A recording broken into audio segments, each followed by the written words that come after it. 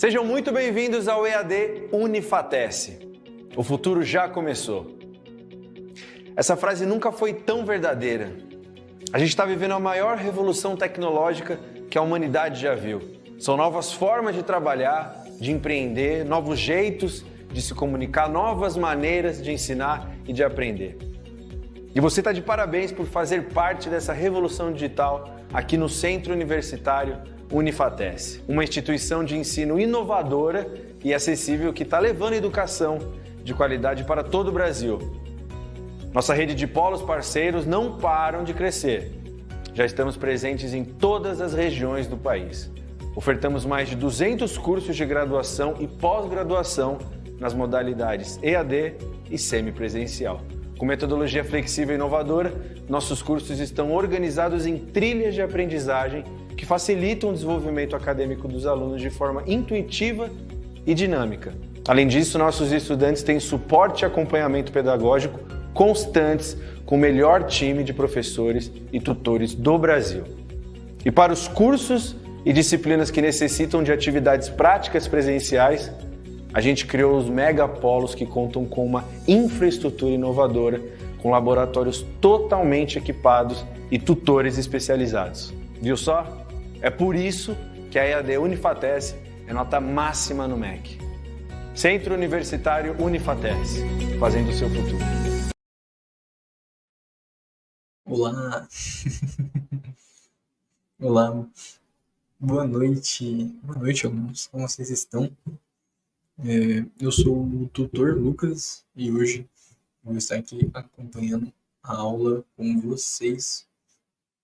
Eu vou estar aqui mediando, de forma que eu estarei tirando as dúvidas de vocês no chat, né? Enviando a lista de presença, voltando ao final da aula para fazer algum comentário aí, né? As coisas que forem mais perguntadas por vocês. Bom, enquanto o pessoal não está chegando aí, eu vou me apresentar. Sou o tutor Lucas, sou formado em Engenharia Elétrica e atuo, né, respondendo vocês, né, na TS, tirando dúvidas, né, na parte também pedagógica, arrumando questões, corrigindo textos, etc. Bom, vocês podem mandar as dúvidas no chat durante a aula, que eu vou estar respondendo vocês ou voltando aí no final para comentar, beleza? Então, em breve eu vou passar a palavra ao professor e lembrando, é importante que vocês assinem a lista de presença, ok? Então, ela vai aparecer mais ou menos no meio da aula, uns 15, 20 minutinhos aí, tá enviando ela no chat. Vocês preenchem ela com seu nome, RA e o curso de vocês. Uma dúvida frequente seria o RA, né? É o número da sua matrícula, né? O número que você usa para acessar o seu Moodle, beleza? Mas caso porventura você esteja lembrando, não entre em desespero, tá? O nome completo aí já vai solucionar tudo isso da lista de presença, beleza?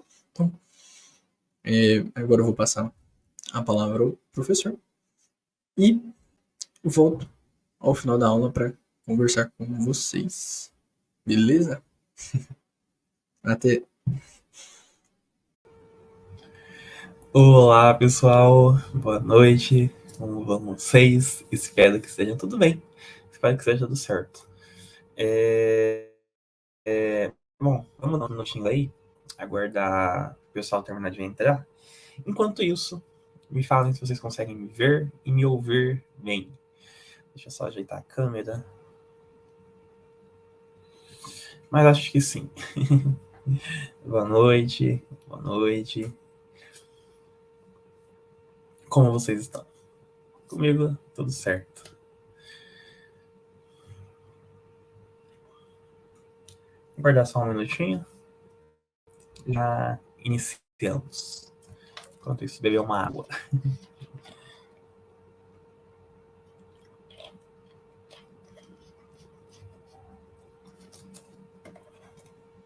Bom, eu acho que já dá para ir iniciando. Então, novamente, boa noite.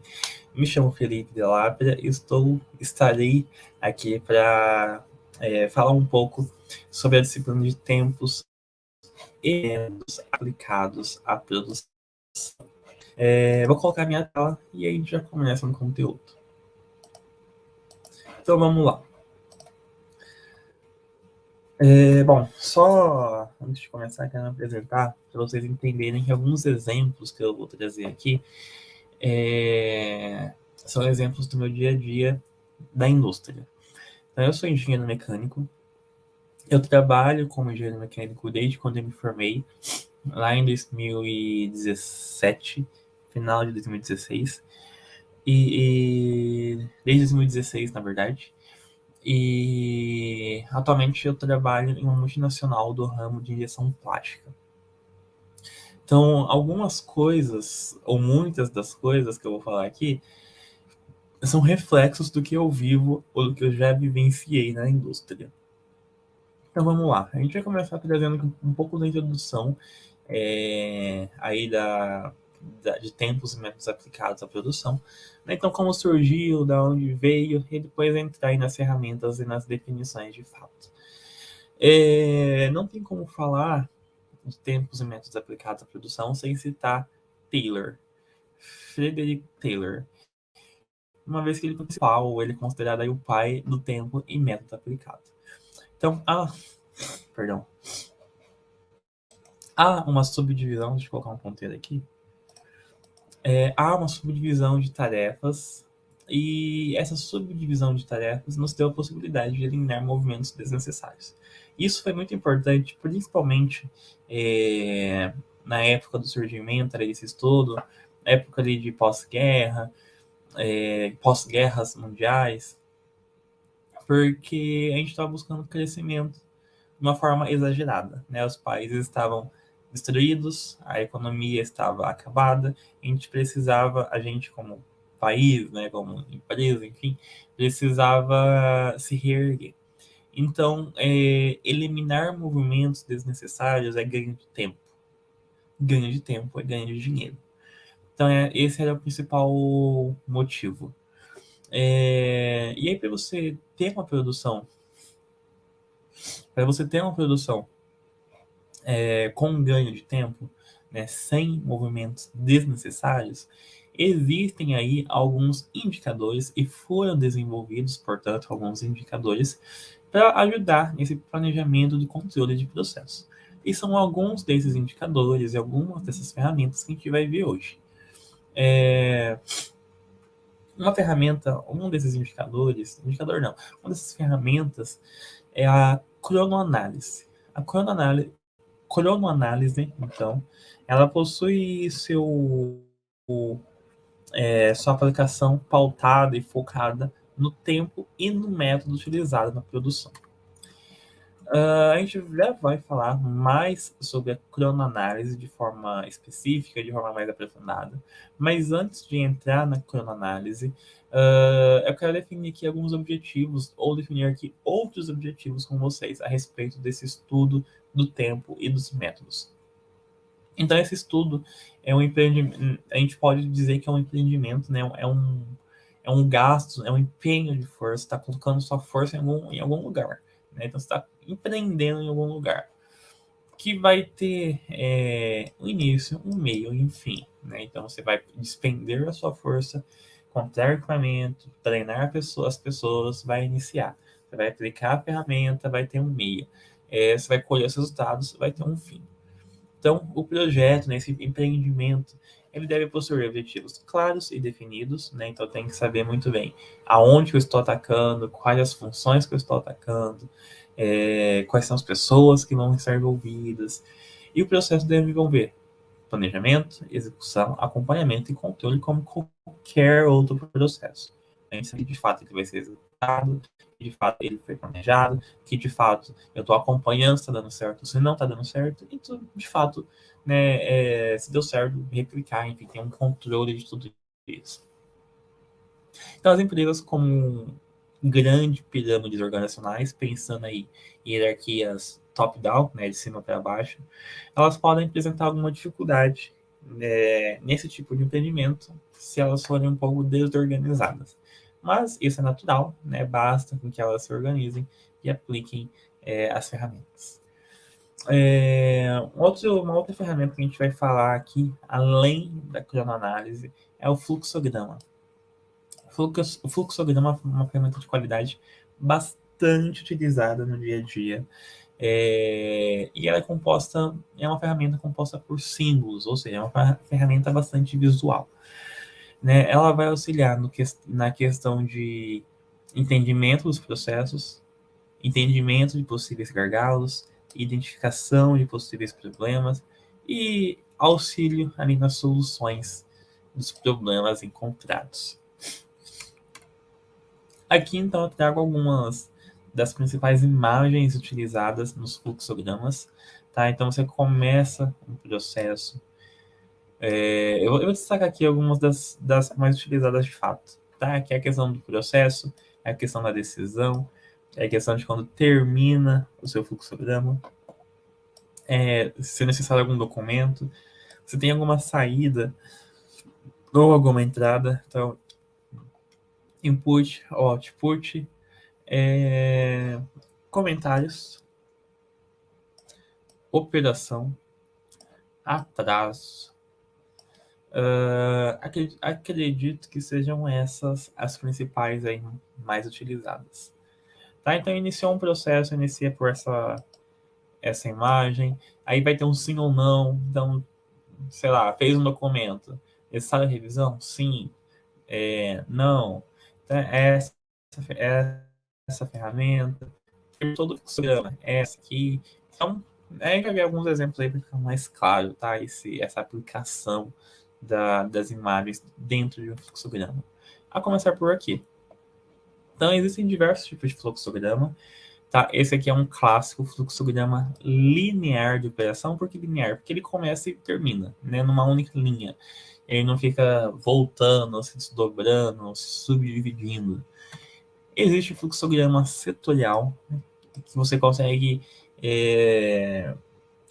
destrinchar por setor. Talvez fique até mais fácil a visualização do seu processo, do seu meio produtivo. Então ele vai começar no almoxarifado, depois ele vai seguir para uma prensa, onde ele vai ter o processo 1 e o processo 2. Depois ele vai seguir para a pintura, que é o processo 3 e 4, processo 5. Aí ele vai voltar para a prensa, processo 6, processo 7, vai para a montagem, processo 8, e aí finaliza lá na expedição. Tá? Então aqui é um fluxograma setorial, por setor. Aqui é um fluxograma de linha de montagem. Então a gente vai ter aqui, na linha de montagem, A, B e C. Então na linha de montagem A, eu vou ter o produto 1. Na linha de montagem B, eu vou ter o produto 2. Juntando 1 com 2, eu tenho o produto 3. Aí vai seguir para a linha de montagem C. Na linha de montagem C, eu vou ter o produto 4. Juntando 3 com 4, eu vou ter o produto 5. Até finalizar ali na expedição ao processo. Então é um fluxograma de montagem. Fluxograma de arranjo físico semelhante ao setorial, só que aqui é um pouquinho mais detalhado, porque eu vou ter quais são as ferramentas ou as máquinas. Então eu vou ter um torno, eu vou ter uma prensa, eu vou ter uma pintura, então uma montagem. Enfim, vai estar semelhante ali ao seu layout da sua fábrica, né? Você faz o layout e vai conectando aí os processos. Bom, então falamos aí do fluxograma, apresentamos o fluxograma. E agora a gente vai voltar um pouquinho para falar dos métodos de contagem ou de controle de tempo. Dentre os métodos ali de contagem, controle de tempo, para eu saber, para eu entender se algum processo está levando mais tempo do que deveria, existem alguns, né? Alguns métodos, como por exemplo a cronometragem, que nós já comentamos e vamos comentar ainda, e a comparação. A cronometragem é literalmente você pegar um cronômetro, pegar um papel, pegar uma prancheta, pegar uma caneta e começar a cronometrar o tempo de processo, o tempo de execução de processo de cada atividade. Então, isso nós fazemos muito no dia a dia. Para determinar tempo de processo de hora homem, por exemplo. Então, eu vou falar para vocês, eu trabalho numa empresa de injeção plástica, que faz tampa de perfume. Uma tampa de perfume, ela tem a base, tem o encaixe, né? Basicamente, tá? Algumas mais peças, outras menos peças. A perfume mais básico aí vai apresentar a base, o encaixe, você vai lá, encaixa e já era. Basicamente, o que a gente faz na indústria, onde eu trabalho, é a gente cronometrar o tempo que o profissional leva para pegar uma peça, a base, aqui ali do lado dele, pegar uma tampa, aqui do lado dele, conectar as duas, colocar na bandeja e levar para frente. Então, nós temos todos esses tempos cronometrados. E existem peças mais complicadas. Aqui eu falei de um item que tem 2 componentes. Existem tampas que têm 6 componentes. Existem tampas que passam por processo de pintura. Existem tampas que passam por processo de metalização. Então, a gente cronometra todos esses processos para entender quanto tempo demora para fazer uma tampa. E aí, quando chega um pedido de 200 mil tampas, 1 milhão de tampas, eu vou saber quanto tempo eu vou levar para fazer 1 milhão de tampas. E por que essa informação é importante? Porque quando o cliente fala assim, olha, eu quero 1 milhão de tampas, quando você consegue me entregar? Eu vou ter a resposta. Eu vou saber quando eu vou conseguir entregar para ele. Então, esse processo é muito utilizado, apesar de simples e de básico, é muito utilizado e muito importante.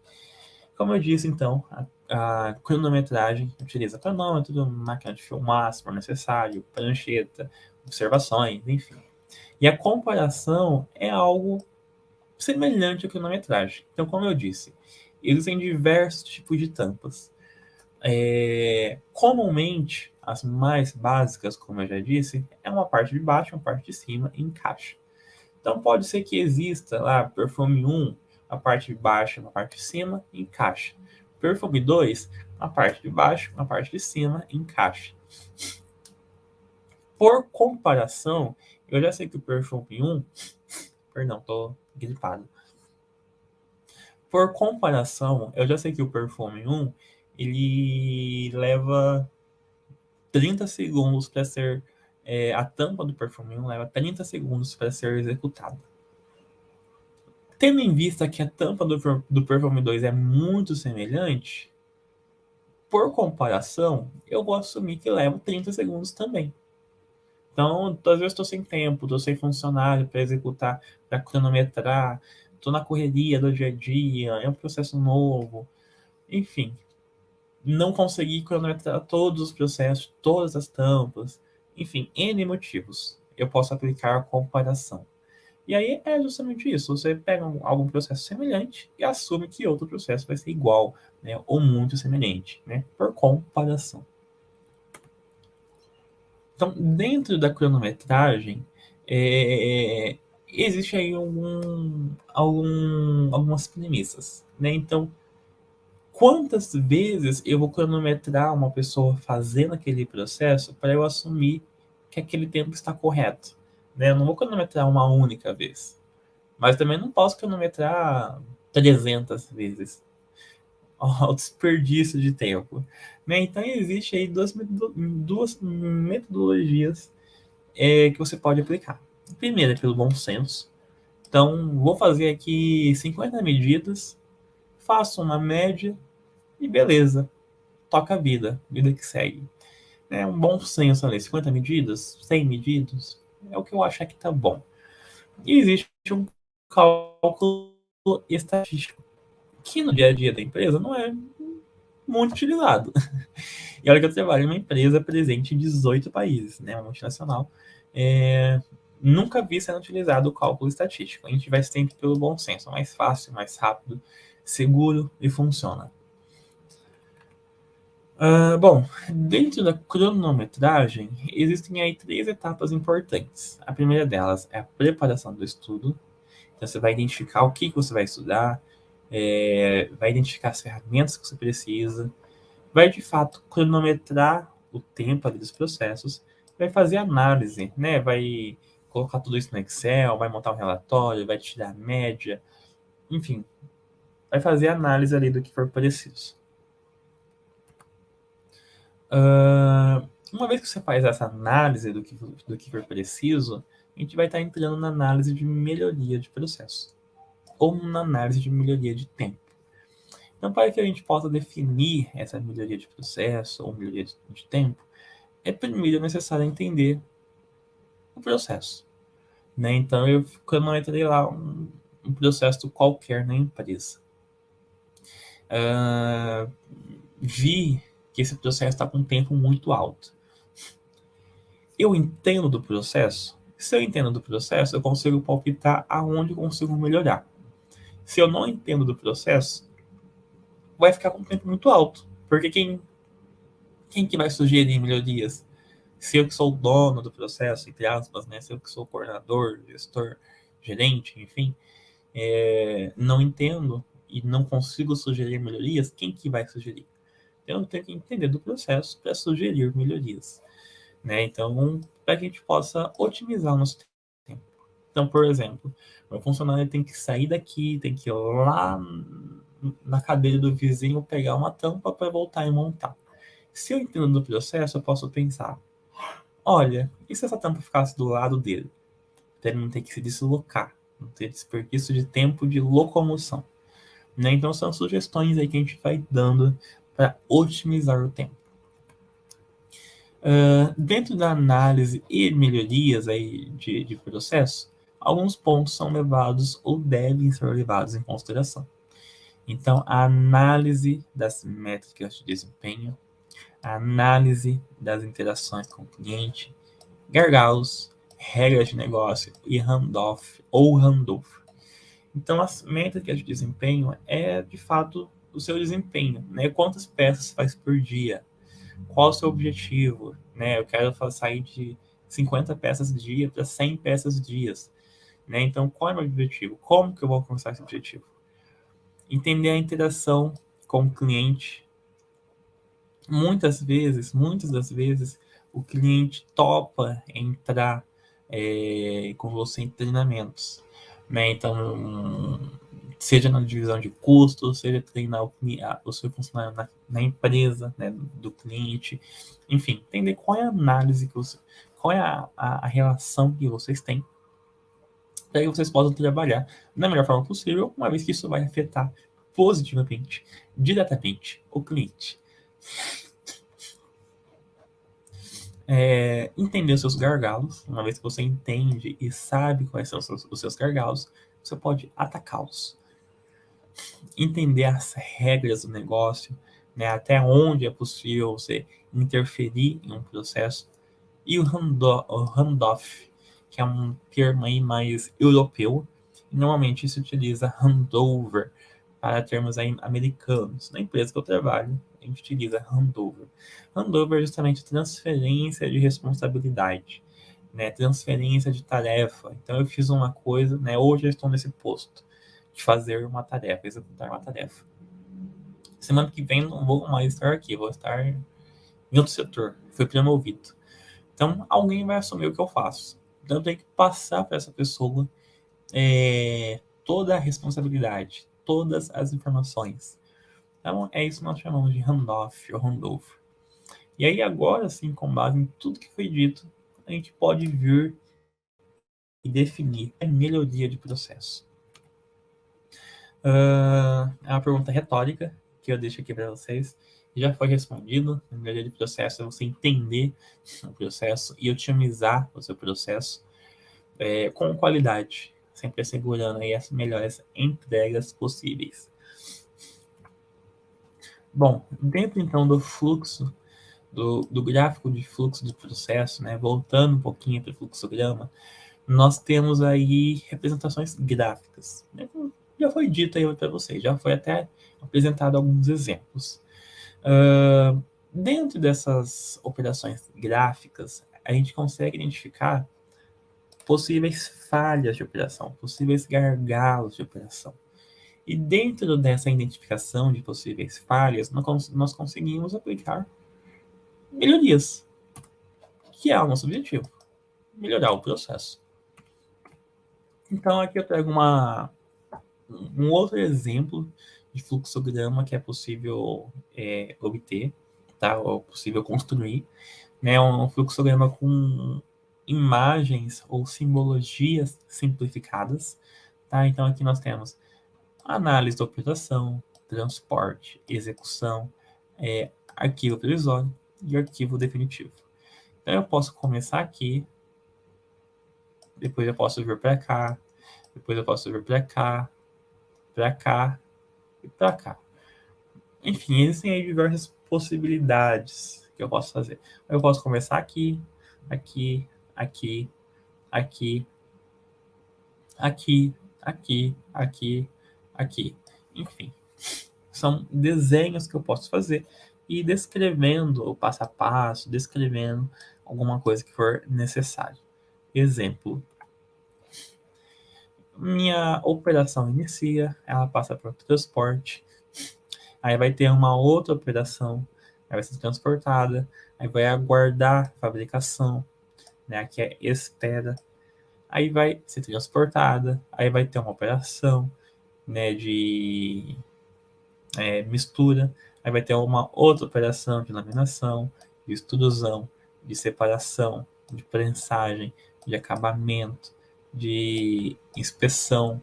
Então eu posso fazer todo esse meu fluxo e aí você pode determinar, né, o significado aí das simbologias. Né? Aqui eu coloquei que a bolinha significaria operação, que o quadrado significaria inspeção, né, que de forma geral já é meio padronizado, já se subentende dessa forma. Mas aqui você pode alterar o sentido aí, adequar à sua realidade, desde que você tenha uma legenda para isso. E aí a descrição serve para de fato detalhar, né? Então eu sei que é uma operação, mas qual operação? Separação. Aqui eu sei que é uma operação, mas qual operação? Mistura. Aqui eu sei que é uma operação, mas qual operação? Separação, prensagem, acabamento. Então você pode ir detalhando o seu processo para que fique visível e que todos possam entender. Bom, fluxograma é uma das ferramentas de qualidade que vai te auxiliar na otimização de tempo, né? Então aqui, por exemplo, eu posso observar e perceber, putz, tá indo muitas vezes, por que ele não só vai esse fluxo, né? E tentar otimizar. Ou então, putz, ele tá passando pelo processo de pintura 3 vezes, precisa disso? 2 não basta? Uma não basta? Só não sai da minha linha? Tem que voltar tudo isso? Então você começa a otimizar, entender o seu processo. Essa é uma das ferramentas. Outra ferramenta é o MASP. O MASP é uma ferramenta derivada do PDCA. O PDCA é uma ferramenta composta por plan, que é planejar, do, que é executar, check, que é verificar, e action, que é a ação, né? De fato, aplicar e replicar isso para todos os processos. Então, é uma ferramenta que deve ser de rotina diária, deve estar sempre presente aí na sua organização. Mas esse é o PDCA, não o MASP. O MASP como eu disse, é semelhante ao PDCA, também problemas dentro da empresa. Como que é feito isso? Como que se aplica essa ferramenta para resolução de problemas? Aqui eu trago uma comparação entre PDCA e MASP. Como eu disse, PDCA é o do check e action.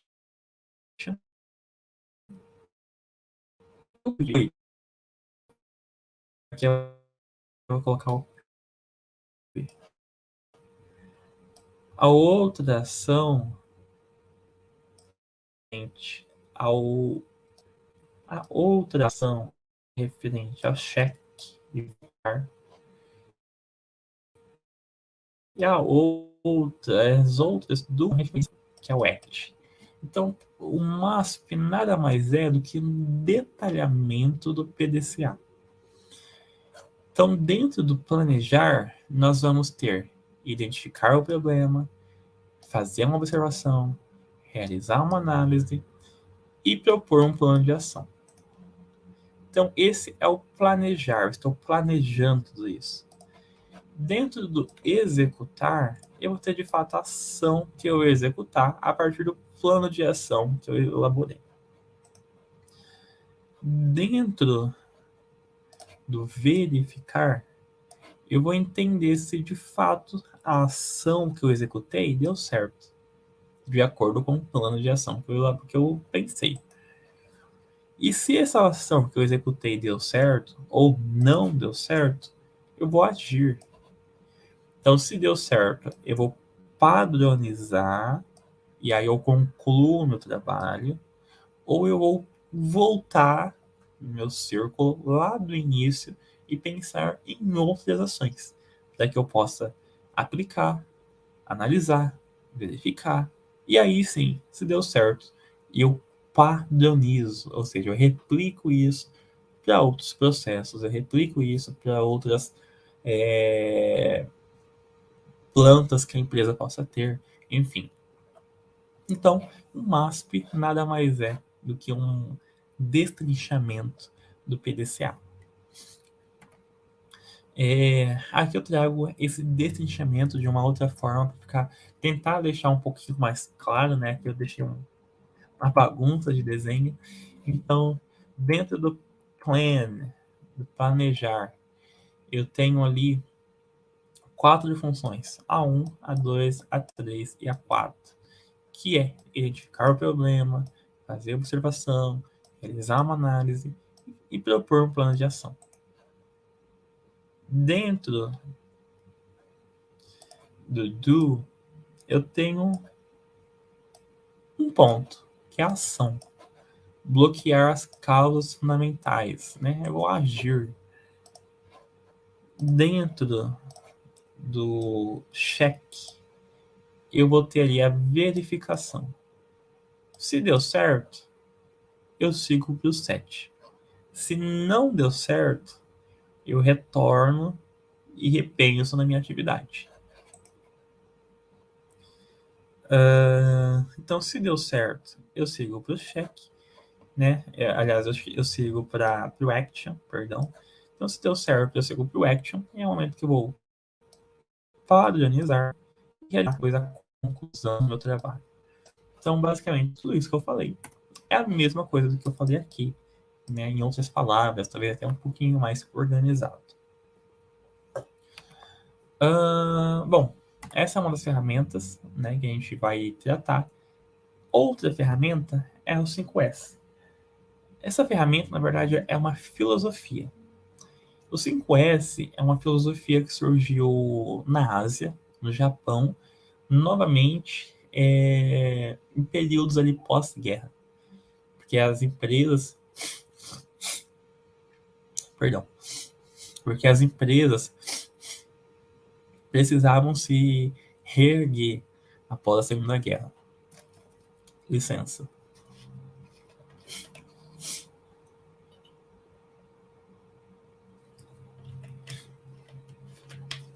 Então, o 5S é uma filosofia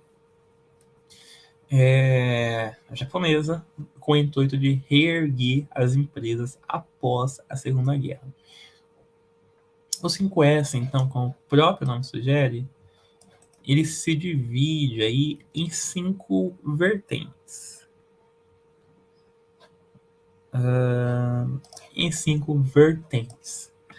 Quais são essas vertentes? 1, 2, 3, 4, 5. Então ela foca na utilização consciente dos materiais, na ordenação ou na organização dos materiais em um ambiente limpo que proporciona saúde aos funcionários. Se está limpo, não vai ter rato, não vai ter doença, não vai ter barata. E que tudo isso depende da autodisciplina dos funcionários de manter todo esse ciclo ativo. Por isso que é uma filosofia. Então você tem que utilizar um equipamento e colocar no lugar. Utilizar um material de forma consciente, sem gastar demais, sem gastar de forma excessiva, sem gastar o que não deve. Utilizou? Guarda. Então, normalmente, os ambientes possuem etiquetas, né? Então, um armário de papel, um armário de ferramentas mecânicas, enfim, vai estar etiquetado, vai estar nomeado, para que as coisas não se confundam, para que você não coloque ferramenta elétrica no armário da ferramenta mecânica, e assim por diante, né? Então, você tem que ter o hábito de ordenar as coisas, bem como ter o hábito de limpar as coisas. Isso vai resultar na saúde. E uma vez que nós temos hábito, nós temos autodisciplina. Então, esse é o 5S, uma filosofia. Temos também o programa de sistema de sugestão. É o momento que a empresa vai receber sugestões de melhoria dos funcionários. Ninguém melhor do que sugerir melhorias do que as pessoas que estão vivendo o problema. Então, os funcionários. Então, depende da necessidade da empresa. A empresa tem que ser aberta a ouvir melhorias, porque as melhorias normalmente vêm com críticas, né? Um sistema que deve ser simples, então um formulário, um bate-papo, né? Um e-mail para responder. As ideias sugeridas, elas devem ser registradas e avaliadas de forma responsável, né? Então, entender a crítica, entender o ponto de vista. E é interessante que haja recompensa para as soluções escolhidas. Na empresa que eu trabalho, tem uma caixinha, as pessoas vão lá, colocam as suas sugestões e colocam de qual setor elas são. Ao final do mês, o setor que mais deu sugestões, que foram aceitas, tem uma recompensa financeira para todas as pessoas daquele setor. Então, é a forma que a empresa encontrou de agradecer, né, ou agradar aí as melhorias que estão ocorrendo por parte deles, né? Uma outra ferramenta é o Programa de Círculo de Controle de Qualidade, CCQ. Esse programa, então, é composto por funcionários que se voluntariam para tornar o ambiente de trabalho melhor.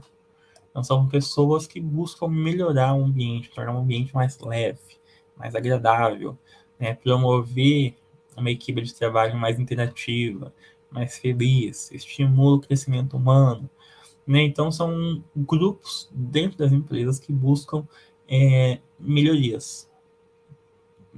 Não são todas as empresas que possuem, que aplicam essa ferramenta, porque os funcionários têm que ser unidos, têm que se unir, têm que se dedicar.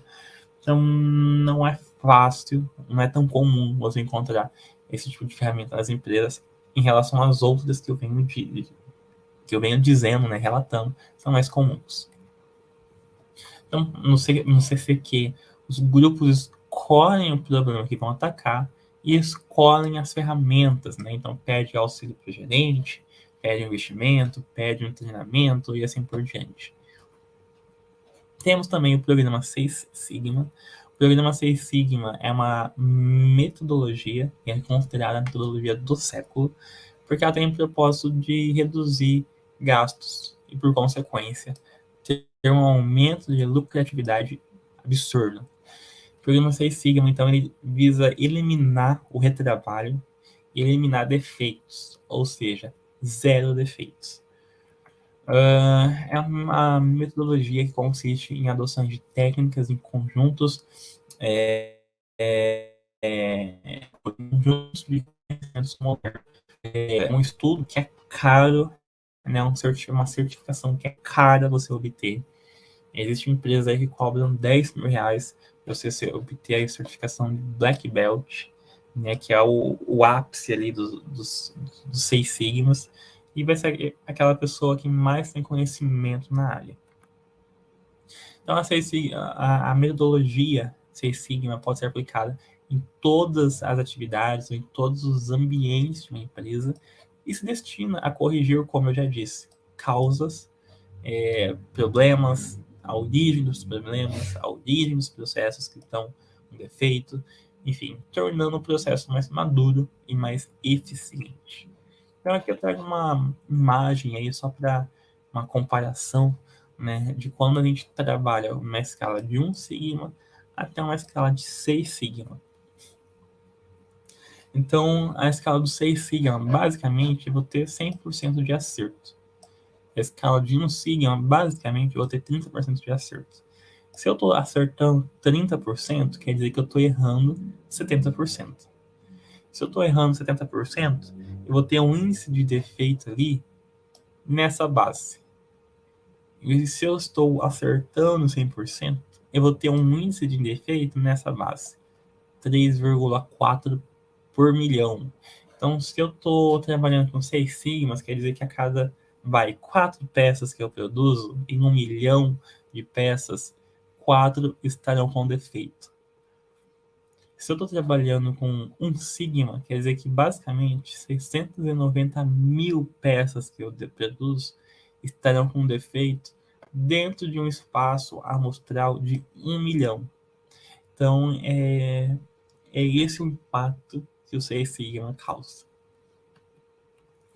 Uma outra ferramenta, ou outras ferramentas que a gente pode citar de qualidade, bom, existem diversas outras, né? Existe o 5 porquês, a gente vai falar dela daqui a pouquinho, enfim, existem outras. E é importante que a gente entenda que as ferramentas de qualidade, elas são utilizadas não mais como diferencial, mas sim como uma obrigação para as empresas se manterem no mercado, se manterem vivas, digamos assim. Então, as ferramentas possuem elas vão te assegurar ou te ajudar a garantir maior assertividade, maior eficiência na gestão, obter resultados mais tangíveis, enfim, vai te auxiliar em todos esses processos. Então, é essencial que o gestor, né, que a pessoa que esteja aplicando qualquer que seja a ferramenta de qualidade, que ela entenda o processo, que ela saia passo a passo, que ela possa optar em processo de melhoria, para que fique um processo conciso, de fato, né, e não a pessoa trabalhando em vão, né, sem saber o que está fazendo, ou sem saber aonde ela pode melhorar.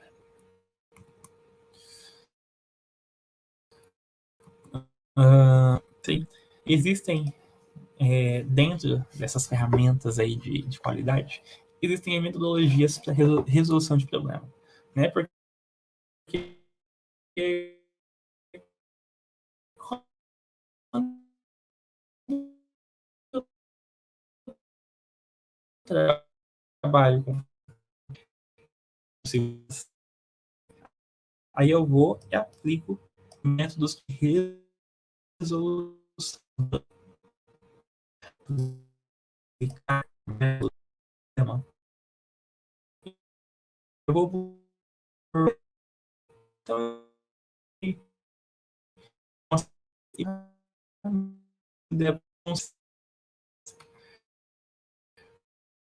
primeiro fator está relacionado com ele está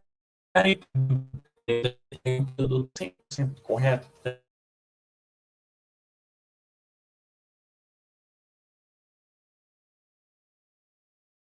A gente acorda com o cliente um índice de defeito, né? Então, no material que eu estou entregando, né, a gente pode ter um índice de defeito ali de 0,04, por exemplo. Quer dizer que até 4% de todo o material que eu estou entregando pode ter um defeito ou outro. Ou maior que isso, dependendo do seu acordo com o seu cliente. Sobrevivência da organização, né? Então você tem que buscar um meio termo do qual você não se danifique, você não se prejudique, priorizar soluções. decisões racionais, gerenciamento por processo, né? Então gerenciar de forma correta, prevenção na origem, ou seja, atacar problemas na origem, ou seja, foco nas causas principais, não focar em causas secundárias, não focar em pontos que não são muito válidos. Respeitar e motivar. Respeite o seu funcionário, motive o seu funcionário para que ele possa fazer a melhor entrega. Entender o seu cliente, trabalhar com o seu cliente, ter o seu cliente do seu lado e ter uma estratégia bem definida para todos os seus processos. Então, uma vez que você tem esses 10 fatores bem entendidos aí na sua cabeça, aí na sua organização, a gente pode seguir para algumas técnicas de resolução de problemas. O brainstorming é uma delas. O brainstorming é uma chuva de ideias, né? Fazer uma tradução literal aí, uma chuva de ideias, uma tempestade de ideias. O brainstorming você pode fazer de diversas formas, né? Aqui tem uma metodologia que vai 5 a 10 minutos, separa as pessoas, enfim, mas não precisa ser rígido dessa forma. Basicamente, você vai juntar as pessoas em uma sala, você vai apresentar o problema para essas pessoas, e aí as pessoas começam a falar o que elas pensam de possíveis resoluções. E alguém vai anotando. Uma vez que acaba essas ideias de possíveis soluções, vocês discutem quais são as mais viáveis e vão filtrando até chegar na melhor opção.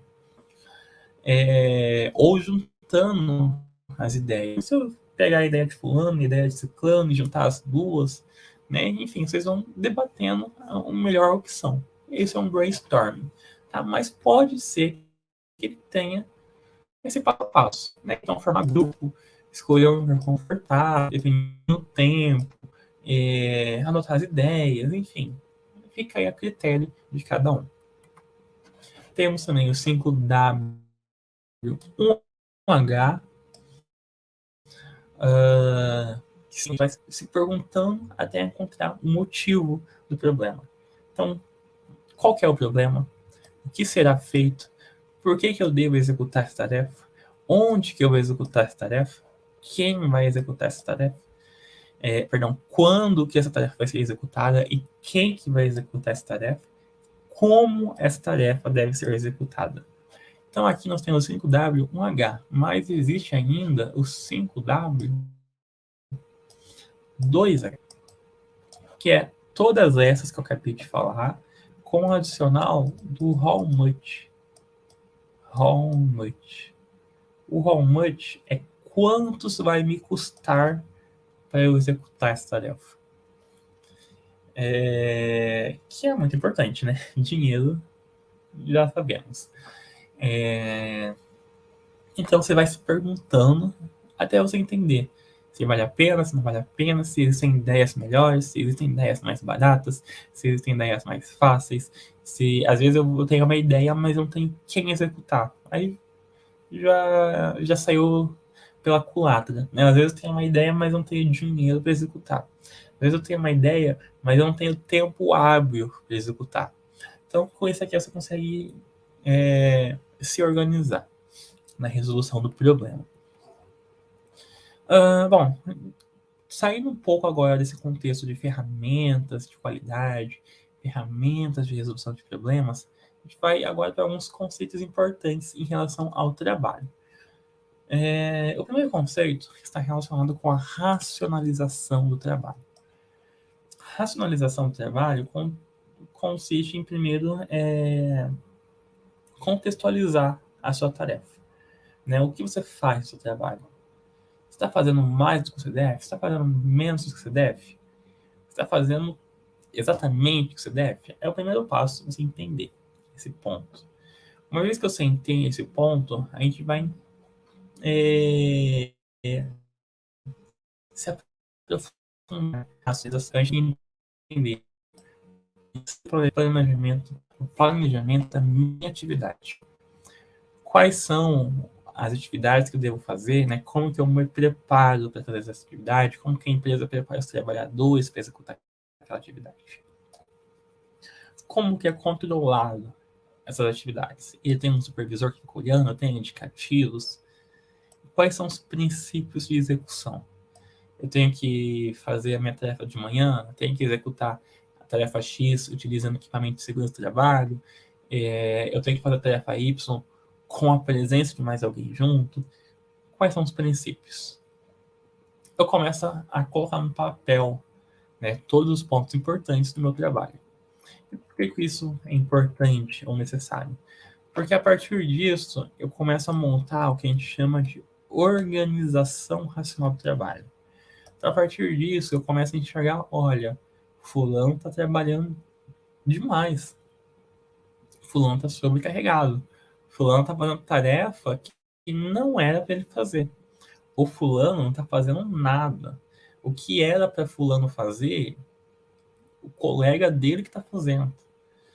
Então a gente começa a entender como que o trabalho está organizado dentro da minha organização. Eu começo a entender isso de forma racional. Uma vez que eu entendo o meu trabalho de forma racional, eu consigo, então, como eu já disse, entender a análise do trabalho individual, estudar a fadiga humana. Então, se um funcionário está trabalhando demais ou de menos, eu consigo realizar melhores divisões de trabalho. Então, olha, fulano está trabalhando muito, ciclano está sem nada para fazer. Vamos transferir um pouco de atividade para ciclano? Vamos dividir um pouco as tarefas? Eu consigo desenhar cargos de forma mais assertiva e consigo realizar incentivos salariais e premiações de forma mais assertiva. Então, olha, fulano está trabalhando muito, mas ele dá conta. Vamos aumentar o salário dele? Vamos promover ele? Né? Então, pensar dessa forma. Conceito de homo econômicos, ou seja, lá atrás, quando eu estava planejando esse setor da minha empresa, eu pensei em 2 pessoas para executar a atividade. Só que uma só já me basta. Eu percebi que uma me basta. Então eu estou economizando o recurso humano, o conceito de homo econômicos. Condições de trabalho, né? Então, se a pessoa está trabalhando em um ambiente insalubre, em um ambiente legal, padronização do trabalho, padronizar as atividades. Então, tem 3 pessoas que fazem, que estão na mesma função. As 3 pessoas, cada um executa de uma forma. Vamos padronizar para ficar igual? É a supervisão funcional, né? Então, ter ali um supervisor, entender se ele está fazendo a supervisão de forma correta, enfim, entender aí, de fato, o trabalho e a atividade de cada um. Dito isso, a gente segue para o toyotismo. O toyotismo é um ponto muito importante, porque é uma das pessoas, Toyota, né? Foi uma das pessoas que mais influenciou nessa questão trabalhista, em questão de conceitos. E um dos seus conceitos é a autonomação. Autonomação junta 2 características importantes e que são consideradas aí antagônicas, né, de certa forma. A primeira é aumentar a produtividade dentro do limite de uma produção que não se baseia na grande escala. Então, eu quero produzir muito, só que eu não quero produzir em grande escala. Então, eu quero aumentar a minha produtividade, mas não chega a ser uma grande escala mundial. Uma escala local. Então, se eu produzo aqui para o meu bairro, produzir para a minha cidade, não chega a produzir para o seu país. Mas está aumentando a sua produtividade local de alguma forma. E aumentar a capacidade de se produzir em pequenas quantidades de diversos produtos. Por quê? Porque se eu estou aumentando... E por que elas são antagônicas? Vamos lá. Se eu estou pensando em aumentar a minha produtividade, né, então eu não quero mais produzir aqui só para o meu bairro. Eu quero produzir para a minha cidade. Eu não posso... É difícil eu ofertar 100 produtos para a minha cidade. Eu vou ofertar 2, 3. E aí eu vou fazer muito bem eles e vou aumentar a produção de 2 ou 3 produtos. Ok. Só que eu tenho que ter uma empresa que seja capaz de produzir em pequenas quantidades diversos produtos. Porque isso vai me tornar uma empresa flexível. Se amanhã ou depois o produto 1 que eu mais vendo ele começa a decair, eu consigo produzir outros produtos para ocupar aquele lugar.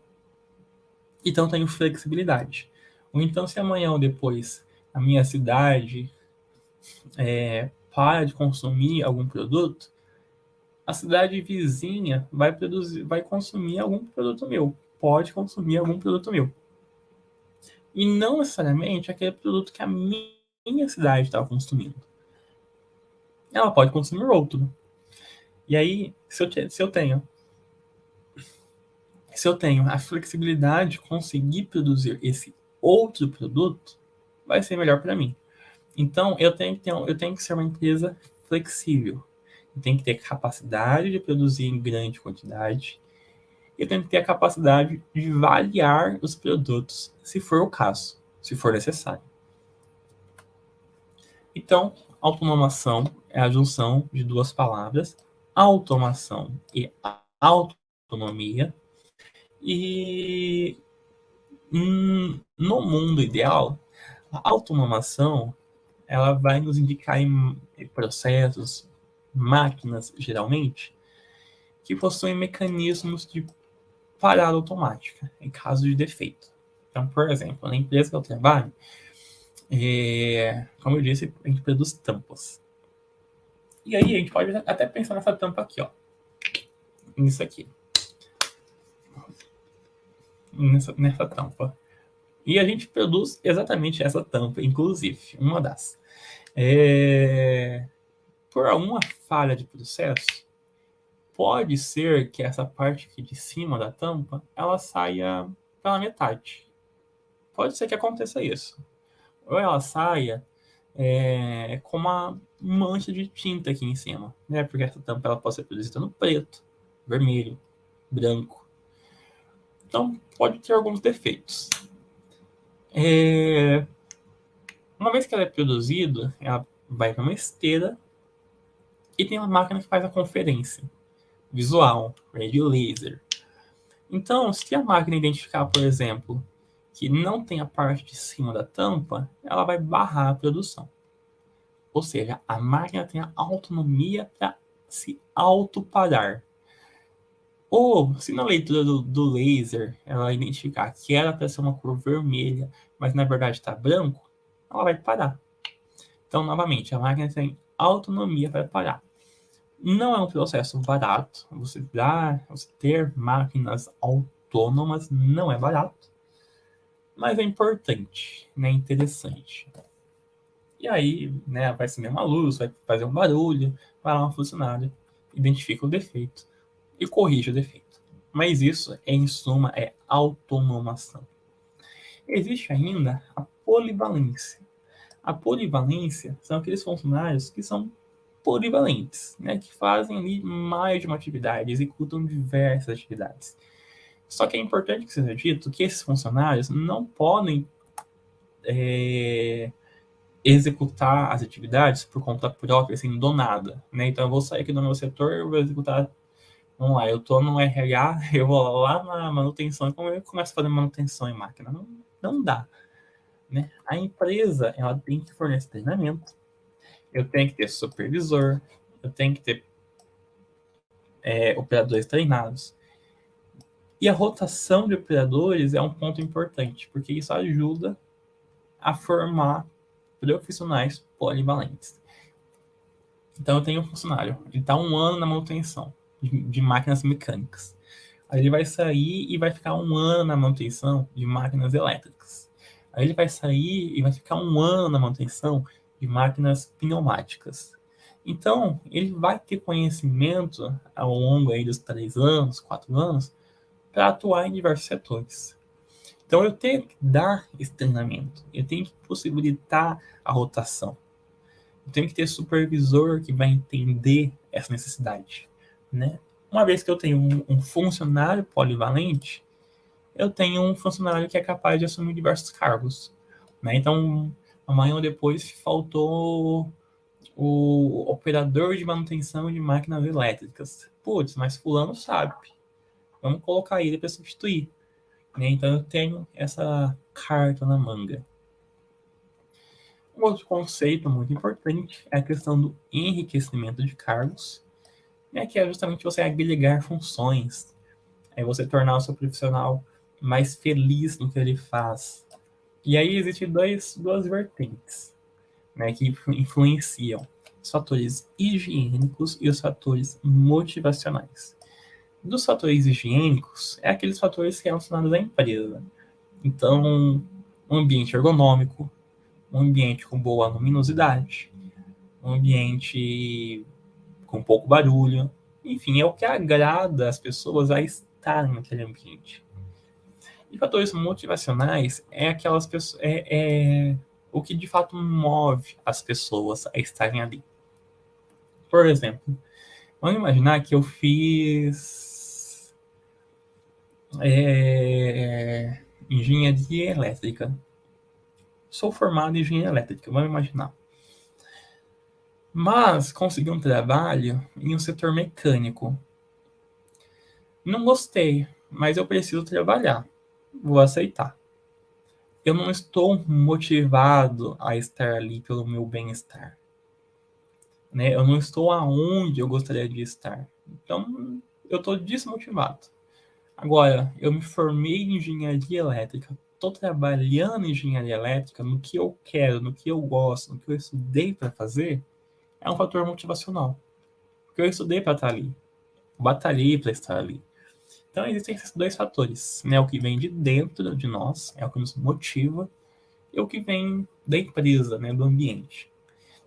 Esses dois fatores ajudam no enriquecimento de cargo. E existe ainda, para encerrar, os grupos semi-autônomos. Os grupos semi-autônomos são utilizados ali para enfatizar uma característica de trabalho. São grupos ali que mais são que afetam a organização, mas que afetam de uma forma positiva, porque eles acabam descentralizando o trabalho. Então, uma função não fica só em uma pessoa, fica em um grupo de pessoas.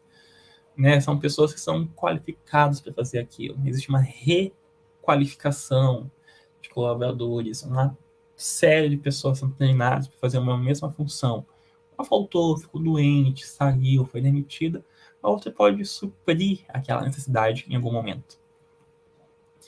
É uma automação ali flexível, né? Um estudo, um ambiente flexível que permite rotatividade de atividade e de tarefas, como eu já falei aqui. E agora sim, para encerrar nosso conteúdo, nós temos a gestão participativa. A gestão participativa envolve, em algumas funções ou em algumas atividades, mais de uma pessoa que vai influenciar nas decisões. Então, o líder, o gerente, ele não toma a decisão por si só, por conta própria, sozinho. Ele faz uma reunião, junta um grupo de pessoas e esse grupo de pessoas toma a decisão em conjunto. É uma gestão participativa. Se deu certo, ótimo, mérito de todos. Se deu errado, ruim, a culpa se divide entre todos, né? Não tem um único culpado. Então, a gestão participativa, ela envolve 4 dimensões. Comportamental, né? Então, as pessoas têm que entender que não vai ser um único líder. Estrutural, né? Tanto de hierarquia quanto da empresa mesmo. Interface e stakeholders, né? Entender a sua ligação com os seus com as pessoas externas, clientes, fornecedores, e sempre buscando os melhores resultados. Bom, dessa forma eu finalizo aqui a nossa aula, e agora eu vou abrir rapidamente aqui algumas atividades para que a gente possa discutir juntos. Então vamos lá. Deixa eu tirar minha tela aqui. Deixa eu abrir aqui a disciplina. Eu vou abrir o fórum e a atividade APA, que são todas as atividades aí que tem mais. Podem gerar mais dúvidas, enfim. Bom, então vamos iniciar no fórum.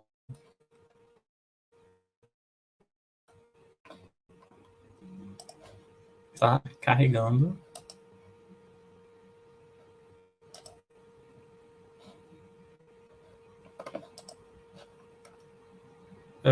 Atividade prática de aprendizagem. Bom, carregou a atividade prática aqui, vamos lá. Então, um fluxograma é um diagrama que descreve o processo, sistema ou algoritmo de computador. São amplamente utilizados em várias áreas para documentar, estudar, planejar, monitorar, melhorar, enfim. Dessa forma, elabore um fluxograma do seguinte processo produtivo de um abatedor de aves. Então, o frango é levado até o abatedouro. Lá se inicia o processo de produção. O primeiro passo é matar a ave. Logo em seguida, a ave é despenada e então é pesada. Se a ave possuir mais de 900 gramas, então a ave será direcionada para a limpeza. Então será empacotada e congelada. Se a ave possuir menos de 900 gramas, a ave será encaminhada para o corte, onde serão separados peito, asa, coxa, e então acontecerá a limpeza, empacotamento e congelamento. Então temos diversas etapas para você montar um fluxograma, utilizando aquelas imagens, aqueles símbolos que nós estudamos, né? Então, por exemplo, ele tem uma tomada de decisão, mais 900 gramas ou menos, né? Aquele losango, né? Então, mais 900, vai para um lado, menos 900, vai para outro lado. Então, essa ideia, tá? Não é uma tarefa difícil, você tem que entender ali todas as etapas. Depois, no fórum, nós temos ali um texto, né? Tem um link que é dado a respeito do 5S, e aí diz o seguinte: com base no texto, você consegue escrever algum ambiente do seu dia a dia que é aplicado a alguma filosofia do 5S, mesmo que de forma involuntária? Então, em casa, né, por exemplo, você está na sua casa, começa a organizar suas coisas, no seu armário da cozinha tem só o copo, depois embaixo é só prato, depois embaixo é só panela, enfim. São momentos ali que você organiza no seu trabalho, enfim, algum momento que você organiza de forma involuntária ou de forma voluntária mesmo as suas coisas e aplicando, por consequência, o 5S. Bom, essa foi as nossas atividades principais. Desejo a você sucesso na sua jornada acadêmica e na sua jornada profissional. Até mais.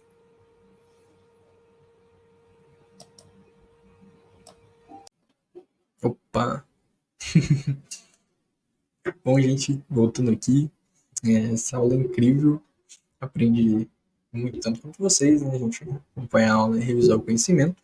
Bom, eu estive aí no chat, né? Mandei algumas coisinhas aí para vocês e dei aquela interagida. Bom, agora não teve uma dúvida muito frequente para abordar no final da aula, né? Acredito que é uma aula tranquila, muitos vão assistir ela de forma assíncrona, né? Vão ver ela depois de ser lançada, e outros estão acompanhando aqui, inclusive parabéns a todos que estão acompanhando essa aula ao vivo, né? Assim, de extrema importância, né? Você tá aqui ao vivo para poder se comunicar, trocar, né, uma ideia com o professor, ter aquele contato, mas para quem está acompanhando, né, posterior à gravação da aula, não se preocupem, a gente está aqui nos canais da TES para tirar as dúvidas de vocês, e o professor muitas das vezes ele deixa o e-mail dele durante a aula para responder, né? Bom, então é isso, gente. Desejo a todos uma boa noite. Qualquer dúvida, entre nesses canais aí que a gente vai estar respondendo vocês. Não esqueça de assinar a lista de presença, lembrando que nela você avalia a aula e escolhe o tema da próxima aula. Beleza? Então, Vamos nos ver aí mais vezes. Pode apostar que sim. Então, uma boa noite e tchau, tchau.